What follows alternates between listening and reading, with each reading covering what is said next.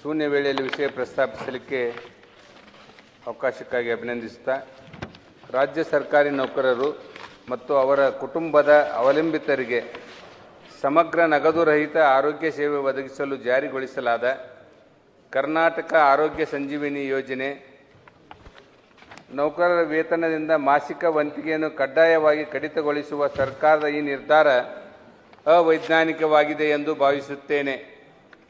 ಜ್ಯೋತಿ ಸಂಜೀವಿನಿ ಯೋಜನೆಯನ್ನು ಸಂಪೂರ್ಣ ಸರ್ಕಾರವೇ ನಿರ್ವಹಿಸುತ್ತಿದ್ದಾಗ ನೂತನ ಯೋಜನೆ ಹೆಸರಿನಲ್ಲಿ ನೌಕರರ ಮೇಲೆ ಆರ್ಥಿಕ ಹೊರೆ ಹಾಕುವುದು ಅತ್ಯಂತ ಅನ್ಯಾಯದ ನಡೆಯಾಗಿದೆ. ಸರ್ಕಾರಿ ನೌಕರರ ಸೇವೆಗೆ ಪ್ರತಿಫಲವಾಗಿ ಸರ್ಕಾರವು ಅವರ ಆರೋಗ್ಯ ರಕ್ಷಣೆ ಸಂಪೂರ್ಣ ಜವಾಬ್ದಾರಿಯನ್ನು ಹೊರಬೇಕಿತ್ತು.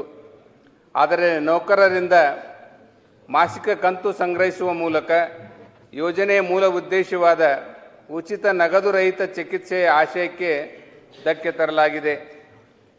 ಈ ಯೋಜನೆ ಐಚ್ಛಿಕ ಎಂದು ಹೇಳಲಾಗಿದ್ದರೂ ಸಹ ಲಕ್ಷಾಂತರ ನೌಕರರು ತಮ್ಮ ಮತ್ತು ತಮ್ಮ ಕುಟುಂಬದ ತುರ್ತು ಆರೋಗ್ಯ ರಕ್ಷಣೆಗಾಗಿ ಅನಿವಾರ್ಯವಾಗಿ ಯೋಜನೆಯಲ್ಲಿ ಉಳಿದ ಕಂತು ಪಾವತಿಸುವ ಒತ್ತಡಕ್ಕೆ ಒಳಗಾಗಿದ್ದಾರೆ.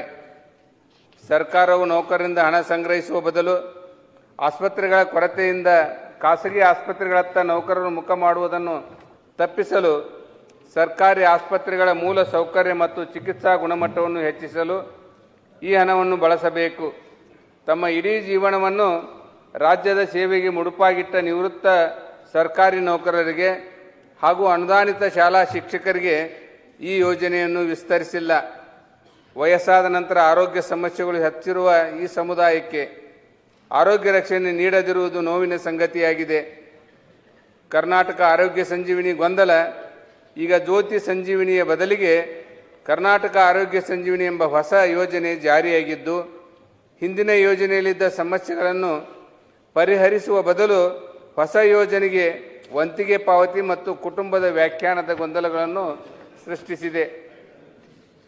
ಕರ್ನಾಟಕ ಸರ್ಕಾರವು ಕೂಡಲೇ ಈ ಯೋಜನೆಯನ್ನು ಪುನರ್ ಪರಿಶೀಲಿಸಿ ಎಲ್ಲ ರೀತಿಯ ಗಂಭೀರ ಮತ್ತು ದೀರ್ಘಕಾಲಿಕ ಕಾಯಿಲೆಗಳನ್ನು ಯೋಜನೆಗೆ ಸೇರಿಸಬೇಕು ಮತ್ತು ಚಿಕಿತ್ಸಾ ವೆಚ್ಚದ ವಾರ್ಷಿಕ ಮಿತಿಯನ್ನು ಹೆಚ್ಚಿಸಬೇಕು ಮತ್ತು ನಿವೃತ್ತ ನೌಕರರಿಗೆ, ಅನುದಾನಿತ ಶಿಕ್ಷಕರಿಗೆ ಯೋಜನೆಯನ್ನು ಕೂಡಲೇ ವಿಸ್ತರಿಸಿ ಸರ್ಕಾರಿ ನೌಕರರ ಆರೋಗ್ಯದ ವಿಷಯದಲ್ಲಿ ಸರ್ಕಾರವು ನಿರ್ಲಕ್ಷ್ಯ ವಹಿಸುವುದನ್ನು ಬಲವಾಗಿ ಖಂಡಿಸುತ್ತಾ, ಸರ್ಕಾರವು ಈ ಕೂಡಲೇ ಕರ್ನಾಟಕ ಆರೋಗ್ಯ ಸಂಜೀವಿನಿ ಯೋಜನೆಗೆ ಗ್ರೂಪ್ ಎ ನೌಕರರಿಂದ 1,000 ರೂಪಾಯಿಗಳನ್ನು, ಗ್ರೂಪ್ ಬಿ ನೌಕರರಿಂದ 500 ರೂಪಾಯಿಗಳನ್ನು, ಗ್ರೂಪ್ ಸಿ ನೌಕರರಿಂದ 350 ರೂಗಳನ್ನು ಹಾಗೂ ಗ್ರೂಪ್ ಡಿ ನೌಕರರಿಂದ 250 ರು ಅಂತೆ ವೇತನದಿಂದ ಕಡಿತಗೊಳಿಸುವ ಮಾಸಿಕ ವಂತಿಗೆಯನ್ನು ಸಂಪೂರ್ಣವಾಗಿ ಹಿಂಪಡೆಯಬೇಕು.